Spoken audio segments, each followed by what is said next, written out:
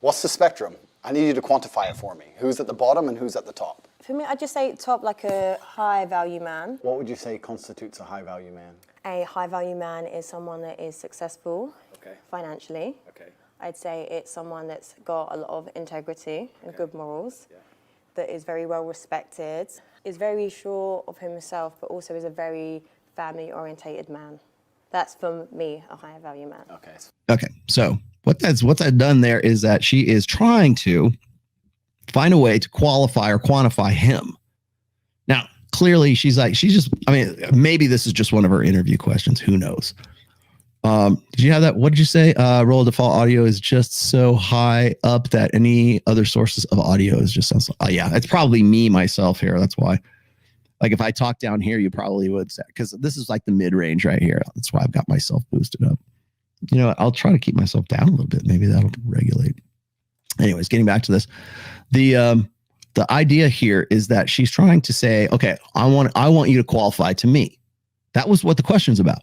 Are you a high value man? Okay, he brilliantly. Well, what makes a high value man? Do I have that? Do I have that? Do I have that? Do I have integrity? Do I have money? Do I have this? Yes, yes, yes, and yes. Now, the problem with the question, what is a high value man, is you're only going to get one side of hypergamy answering. All right. So you're only going to ever have, it's only going to ever be about what makes a man attractive. Now, high value man is not just about like your money and your integrity and all this esoteric, values and bullshit. Okay. Because what that is this is what I need for the long term. It's not, you got to be hot. You got to be jacked and juicy as fuck, right? You got to be, in the game. Thanks for that, Atham. I'm much appreciated. I wish I could put stickers on. But she's not going to say, what do I find arousing? She's going to find out what is attractive in what makes, I always say this. I've said this to Fresh on several times. And if I had a problem with anything with what Kevin Samuels used to talk about, when we're talking about high value men, it's always rooted in the 3 P's: protection, provisioning, and parental investment. It's always on the beta buck side of hypergamy. It's never like, okay, the guy has to be jacked. He's got to have 26-inch guns. He's got to be freaking, I know that's big. He's got to be like 6 feet tall. We can look at the physical factors, because remember, synergies, one more time. So she's not saying, what do I really want in a guy who's like just really going to like bang the hell out of me? I'm not the guy I want on Friday night. What do I want for the long term? So when you get that question, he brilliantly again says, okay, well, tell me what you think. Tell me what you think qualifies as a high value man. Essentially what he's done, he's taken that question, turned it back around on her. So she's the one that has to sort of give him the criteria that he already meets. And he's just going to, sort of rattle off why he does. It's very easy for him, because this is now, by the way, this might seem like a shit test to you. Well, are you a high value man? Well, what's a high value man? Now, when I tell you, and there's other shit tests that are going to happen in this as well. Okay. So here's what happens is when that woman gives you a shit test, what you as a guy have to do is you have to be able to take that. And it's like what I call, and it's in book 5. This is in my player's handbook. Okay. In book 5, I say this, it's like game jiu-jitsu. You use your opponent's energy, their strength, their momentum, their delivery, and you use it against them. You let them follow through, and then you push them to the side, or you redirect that energy back upon them. It's like fencing, thrust, parry, repost. You're the one doing the parry and the repost. And that's playing the game. Play with her and play with her. And that's exactly what he's done up to this point. I'm high value. He's very sure of himself. Yeah, so what's a high value man for you? Pretty much basically what you said. I think a high value man is a capable man. I think capability can be judged in many different ways. And capability is something which varies depending on the situation. You need a man who is capable of doing lots of different things that he doesn't do very often. You need a man who's capable of being violent when the time appears. Of course, you need a man who's capable of making money. You need a man who can kill somebody and hold a baby in the same day. You need a man with a very broad spectrum of qualities and assets and capabilities. And this is actually what the most difficult thing about being a man is. Most people, when I say most people, let me change that. Most females don't respect how difficult it is to become a high value man. Because to become a high value man, you need to have so many different qualities and so many different capabilities. It's a very difficult thing to do. You need to be funny and smart and charismatic and interesting with stories. and strong and rich with a nice car and a nice apartment. Whereas to be a high value female, you need to be hot. Okay, that's the jump cut right there. Now he's going to turn it around. That right there was enough of a turnaround that he could have stopped right there. Remember what I said, game jujitsu, game judo, right? Game jujitsu, right? You take your opponent's energy and you use it against your opponent. This is what he could have stopped right there. Now he's going to go on and talk about, well, what makes a high value woman is she's got to be hot. She's got to be available, blah, blah, blah. Okay. So he's going to, this is like the finishing move, right? I mean, this is where he has taken her question, her shit test question, shown that he knows how to play it, turn it back around on her, and actually he's going to go and amplify it with the rest of this. If you're nice, it's a bonus, but it's not even that necessary. That's it. If you're a pretty female, even if you're a piece of shit person, you're going to get messages on Instagram. Yeah. Whereas if you're a good-looking man who lives with his mother, you ain't getting any messages. Okay. That was the finishing move for the question of, are you a high value man? Okay. So now it's like, yes, I am. And this is what I think a high value woman is.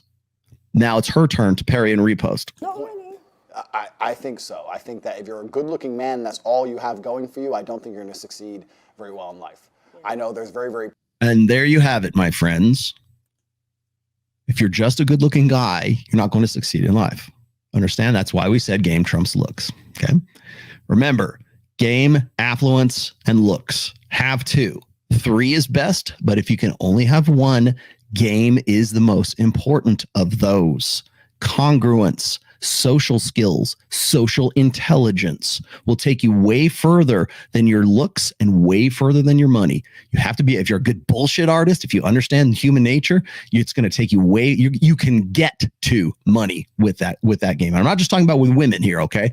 Social intelligence, social skills, and not just the ones that you learned in high school, not the ones that you learned playing video games with your friends. What I'm talking about is real understandings of social dynamics. I hate to use the term social dynamics, but understanding the interaction, interpersonal communications, right? That's where this comes from. Now, does that mean that looks are not important? No, absolutely not. In fact, in most cases, they're the most important thing because it gets you in the door so that you can actually show that you're congruent and that you actually have social skills. Understood. But once you get to that point, it's up to you. You want to know why? Like, guys will say all the time, like, well, I got a date and it was great, blah, blah, blah, but I fucked it up. Right. Well, you're a good looking guy. How did you screw it up? Well, most of the times, like when women sell themselves on you and it takes a minimum of game to like get her into bed, the only thing you have to do is like not trip on your own dick. And most guys do, right? They're like, they fucked it up. They'll fuck it up somehow. And they do so because they lack those social skills. They lack game, or they lack a formalized version of game. We'll talk about that here in a bit. But I wanted to point that. I want to stop the whole thing right there and show you exactly what he's talking about, because here we have synergies. Once again, looks, like what did he just talk about? He's like, I'm a man of God. I got this, I got that. He's like, those are all synergies that create at least the perception of the total package. Pretty girls who have nothing else going for them that manage to do very, very well. Yeah. Do you play chess? I'm okay at it. But if you look at the chessboard, right, the queen gets to jump all over the board and the king has to move 1 square at a time. And I think that's done very purposefully. If you go to Monaco and you see a yacht and you see a man on that yacht, he had to work his entire life and network his entire life and get up early and deal with stress and tax problems and police problems and work his ass off to buy that boat. What did the girl have to do? The girl who's on that boat, the 19-year-old Ukrainian. She had to get a message on Instagram. Boom. So the man moves 1 square at a time and the queen just jumps on board. This is the point. Female beauty is extremely valuable. The thing is, there's a difference between a high-value man and a high-value woman. For me, a high-value woman is, what kind of mother is she? What kind of like compassion has she got? You know, has she got integrity? Has she got morals? Is she loyal? Like all these other qualities. But I feel like men base it on like just an aesthetic level. I agree with you. Okay, so they're gonna have this back and forth. This is actually a better part of the conversation, and I like what he has to say about this. But I think what happens is she's trying to qualify what ought to be universally considered high value for women based on a male or based on like what women find attractive in a man. Okay. This is like understanding a high value woman from her perspective is what she hopes that men will appreciate in women in general. Okay. So it's like, well, what did she just say a minute ago? Well, she wants a guy who's, has integrity, has this, whatever. Now, Andrew, to his credit, comes in, comes in and says, he's got to have a capacity for violence, blah, blah, blah. So, no, I'll make this announcement at the end. Thanks, Dan. But what she's doing here is she's trying to parry and repost with what she hopes that he will appreciate as being high value. If I meet a female, I would like her to be all those things, especially loyal. It's the most important thing for a female to be. Are you loyal? Mr. Loyal, man of God, we already talked about church. But cocky, funny, agree and amplify. But the point is that to initially attract a mate, females, the most important thing for them is their looks, whereas a man, I think, is his status, and status is a far more varied spectrum than looks alone. Being good looking alone does not make you a high status male. To be a high status male, you need to have a bunch of things. Initially, if you're catch that, looks maxers, catch that, blue pill doomers, black pill doomers, catch that. There's synergies. It's not just one thing. I laugh when I see these guys, like, even to this day, it's like guys talking about, well, my facial structure and architecture is not symmetrical, and therefore I'm going to go have to get facial reconstructive surgery. I talked about this, by the way, with Dr. Oz, because Dr. Oz is a cosmetic surgeon. And it's tragic that this is like where guys' headspace is at, right? Rather than thinking, okay, get in the gym, lose weight. That might be a better starting point for you. But the synergies between money, muscles, and game is really what's going to be your core strengths right there. That's why whenever guys tell me, oh, Rollo, don't chase women, chase excellence. Okay, well, great. Do that. But what is excellence? Like he's just saying a second, what is excellence? What's a high value guy? What makes you excellent? What is your, making a lot of money, just do that and then women will come. Well, yeah, but then you'll be one-sided. You'll be lopsided. It's like you're going to work out one bicep and that's it, right? Just like, okay, I'm going to just stick with my looks. It's like guys who are very, very good looking and they lack social skills and they have no money. Okay, well, you're a good looking guy, but you can probably still get laid now and then. No problem. But long term, you got nothing. You got no, especially if you've got like a beta male outlook on life. That's why I keep saying you need to focus on all three. It's not about chasing. And whenever somebody says, oh, you're chasing women. Well, it's not about chasing. It's about including women in that trifecta, right? It's about putting it all into synergistic motion, right? Into putting it together all at the same time. Now, do you want to focus on your business? Yeah. Especially if that's the weakest part of that triumvirate, yeah, then definitely. If you're fat, which is what most guys are, that's why we tell you get your fat ass in the gym. And that's where looks maxers are right. Get in the gym. I to this day, I just do not understand why all these guys who are quote unquote looks maxers or chin cells or black pill doomers or whatever, I don't understand why you haven't like converted yourself into like the most successful personal trainer on planet Earth by now. Because if that's your point, you ought to be making a ton of money in the gym. Like why would you not convert yourself into that? Well, because your mindset's screwed. That's why. Just pretty, you're going to get attention. Whereas a man, you need to have a bunch of things to just get attention. Do you understand? Do you agree with my point? Not always. Listen, there's men that are funny that aren't that attractive that can get attention. It's like an energy thing. I disagree. You disagree? I disagree. I know. If that were the case, then guys like Danny DeVito and let's see, who's a fat comedian these days? Like John Belushi. Like John Candy, those guys should have been swimming in top shelf. But Louis Anderson, they should be swimming in top shelf pussy. If that was the case, you would think that if it was just about humor, if that's all, it's okay. I've seen guys who are very funny and very personality and they're very attractive, blah, blah. Attractive. They are not arousing. Different. Way, way different. You're saying they can get attention, but I don't think anyone would look at a funny guy. Jonah Hill, yes. A high value male. Whereas if you get a really, really beautiful girl, even if she has nothing else going for her, she'd be considered high value. I wouldn't say high value, no. Yeah, we can disagree. That's fine. Are you a good partner? The best. The best. What makes you see what he did there? Dropping that in. We can disagree. That's fine. You can push back against me because that means I don't have to win and you can keep playing with me. Got it? Let's not see. Here's what guys get hung up on, particularly guys with a literalist mindset. I wouldn't want to mess with any of this stuff. I would never bother with any of this game. I would just tell, hey, bitch, are you DTF? Really? Okay, so am I. Like here's the thing. Now, I'm going to get to the point here just really quickly here because I got to insert this now. Why bother with any of this? Why bother going on here? He can go get laid. He doesn't have to go on this show. He doesn't have to play the game. He doesn't have to be a game player. He doesn't have to even be a player, right? He's got more money than God. He's got, private jets. He's got girls doing whatever for him back home. He doesn't have to do any of this. Why doesn't he not just waltz onto the stage and go, you know what? You in and you out. But why does that not work? And I will tell you why that doesn't work is because that's not what direct game is. I'm sorry, whatever you want to talk about, direct game versus indirect game. This is indirect game. These are social skills.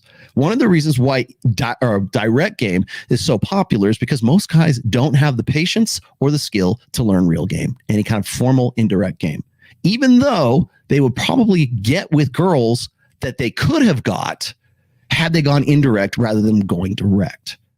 Now, a lot of guys will be very sketchy about like direct game. They'll be like, well, I don't want to get an NSA, a harassment charge. I don't want to get, EPAR charged, whatever, because I was too blunt and I was too direct. That's not it.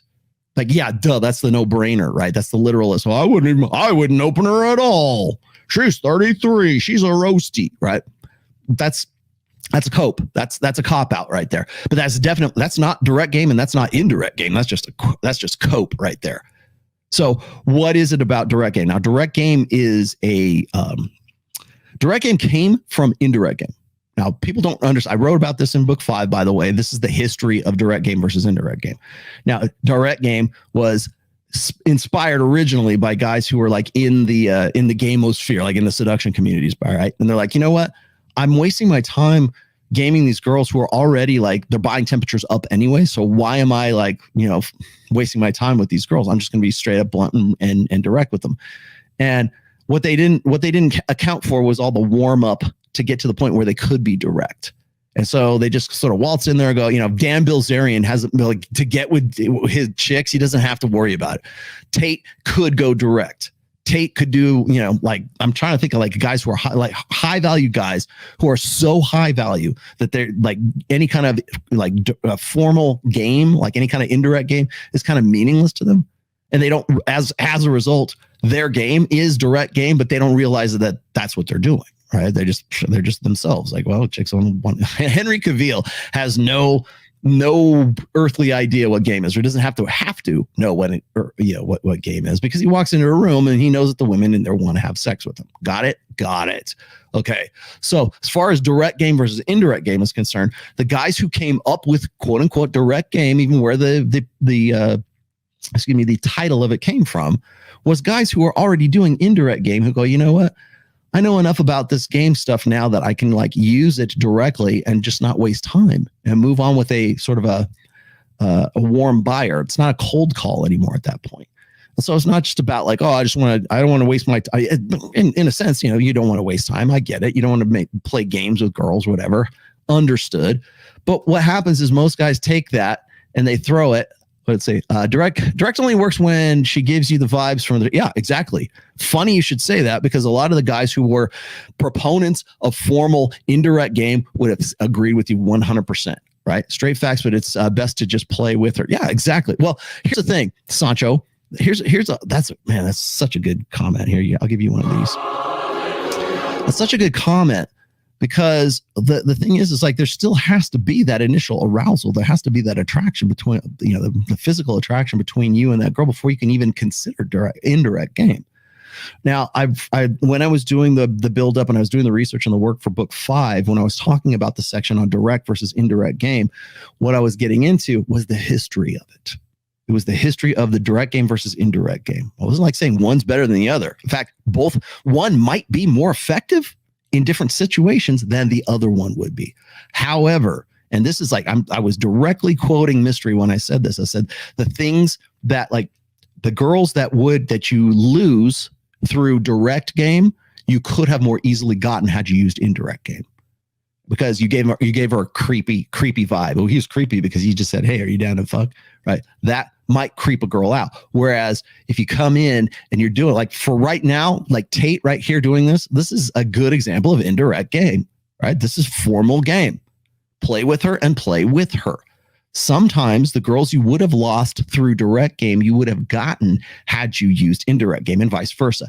Now, I'm going to give you one more thing to think about before I restart this one more time. There are two ways to win a war, okay? There's two ways to get a victory, okay? One is through attrition, and the other is through strategy, okay? Attrition is throw bodies against it and just by sheer force, just mow over the enemy. Mow over your obstacles, mow over your opposition, throw bodies at it until you win. That's attrition. That is direct game.